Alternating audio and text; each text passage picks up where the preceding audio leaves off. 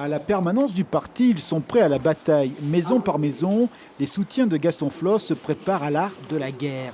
La carte de la ville est connue par cœur, mais reste une question. Le général Flosse, chef des Oranges, aura-t-il sa carte d'électeur? Ce matin, comme il y a 2 mois, le citoyen Flosse est revenu s'inscrire sur les listes électorales à la mairie de Papeete. Papier d'identité, quittance de loyer, facture de DT.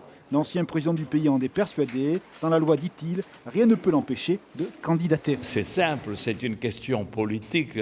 Il ne se conduit pas en maire respectueux de la loi. Il se conduit en concurrent entre lui et Flosse aux prochaines élections municipales, c'est tout. Il me dit, vous n'avez pas de frigidaire, vous n'avez pas de réchaud dans votre chambre, donc on ne vous inscrit pas sur la liste électorale.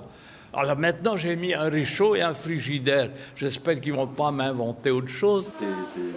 Alors, les portes du studio ont été ouvertes avec réchaud et frigidaire, bien en évidence. L'idée montrait le caractère réel du domicile. À la nuit tombée, le citoyen Flosse épluche le code électoral, son livre de chevet. Il se montre combatif, il attaque dans ses dossiers des inscriptions de citoyens SDF sur les listes électorales. Sa rhétorique, 2 poids, 2 mesures. Et les SDF qui sont inscrits sur la liste électorale, où est leur cuisine, où est même leur adresse? Alors on leur a collé une fausse adresse et ils sont inscrits sur la liste électorale. Et Gaston Flosse qui habite ici, Pascal Haïti, lui on ne peut pas l'inscrire.